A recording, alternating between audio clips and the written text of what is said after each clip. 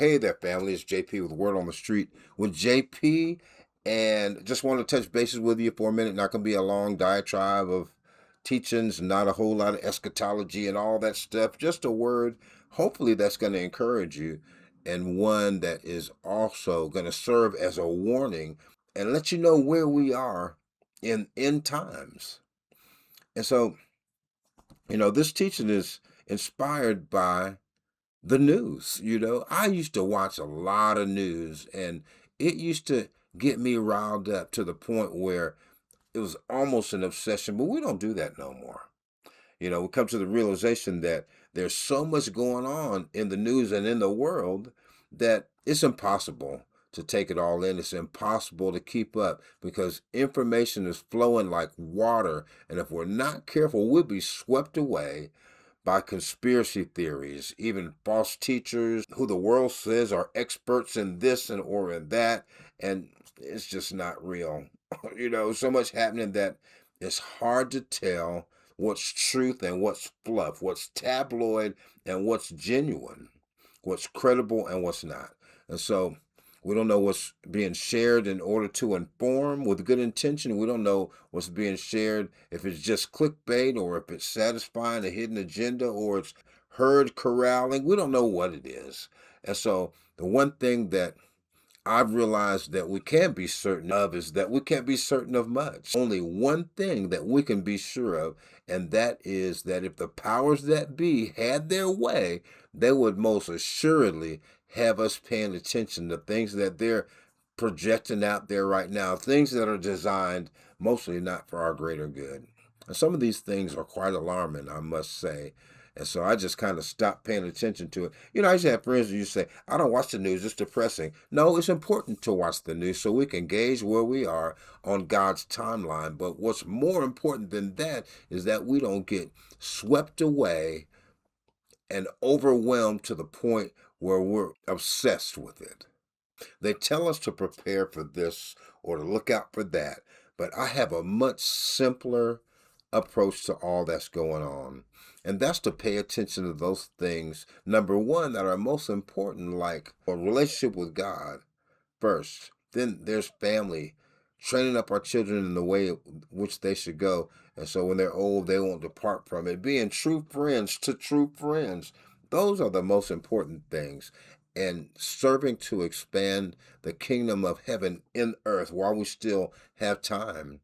It's obvious that this world would have us hypnotized by things that the powers that be want us to be paying attention to, like the so-called UFO disclosures. I don't know, what do they call them now? UAPs, unidentified aerial phenomenon, and things like that, of which very little has actually been disclosed. Just the same old things that have been said about these, whatever they are, for decades, but packaged a different way.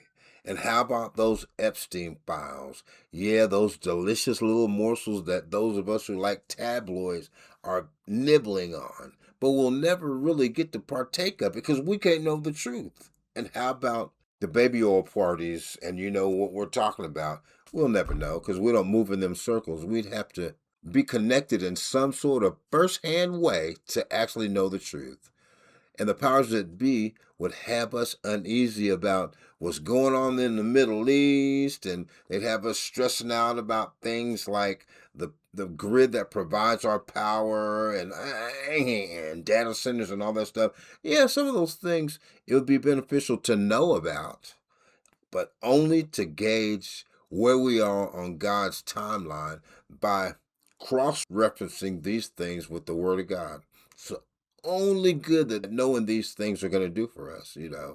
But some go to the extreme in knowing all these things, and knowing all these things results in not knowing much at all. And again, I say, I have a theory, and that theory is very simple. It's the theory that we'll never know the truth until we get to the other side of eternity. To believe that the truth is flowing around out there somewhere, just wait for us to find it, is a fool's errand. The only truth that we know, it will be found in the Word of God at this point in the game. The Word of God tells us in Matthew 24 that this is how it will be in the last days. And people are bucking against the flow. They're demonstrating about this and coming out about that. And just pay attention to what God is telling us is going to happen. We cannot fight against what God has promised would be. We just can't. There are good fights that need to be fought, but for the most part, you're wasting your time, I believe, because when the end of all things is brought up in a conversation between Jesus and his disciples, instead of him just answering the question, when will these things be and when will be the sign of the coming and the end of the age? That was a question that they asked him. He didn't answer them right away. He said, make sure that no man deceives you. That's inferring that, man, you concentrating on the wrong stuff. When will it be? You need to know what the climate will be when it happens, or the how. How will things be happening prior to the end of all things? That's what Jesus wanted them to concentrate on. He first warned them there'll be wars and rumors of wars. Nation shall rise against nation, earthquakes in diverse places. Man, we're seeing all that stuff playing out right now. And we'd like to think that these things can be ignored, but they can't. It's obvious, and for those who can't see that the signs of the times are right on Front Street, you're deceived. You need to stop. You need to take a beat, look around you, get into your word, and see exactly what's happening right now. We're coming to the end of the church age, and I want to be ready when Christ cracks that sky and comes to take his bride home. And we'd like to think that the coming of the Lord will be ushered in by how society acts. And it will, partially. But the truth, the whole truth about what will usher in the end days is that it's going to take a vehicle that has great influence over the people of the earth. And that vehicle is most likely a system or a series of systems that will dictate how we buy, how we sell, how we raise our kids, how we travel, how we work, how we bank. I'm just saying, man, take a look around. They talk about the U.S. economy is struggling. They talk about exchanging the U.S. dollar as a fiat currency to something else. They talked about going digital here and there. They talk about 15-minute cities. They talked about a whole lot of stuff. Man, you better wake up. I'm just saying. Be encouraged that you are among those who have your names written in the Lamb's Book of Life. That's where you want your name right now, because it's going to get pretty dicey for those who don't. And so I'm going to end with this. God tells us to pray for our elected and appointed officials. Pray over those who are set to govern us. Now, we're not going to agree with every decision they make because we don't sit in the rooms that they sit in. Whether they're corrupt, evil, intentionally, or really trying to do the next right thing, we'll never know. But one thing that is obvious is that a great number of them have lost their way and need our prayers. The reality of it all also is that they sit back on a stage and perform for us for the most part. If you ever watch C-SPAN or CNN and you watch the congressional hearings and you're paying attention to all that sort of stuff, you'll soon realize that those things never come to a conclusion. They are just there to hold your attention while something else is happening over here, holding a gullible public hostage by and large, because a majority of these things aren't real at all.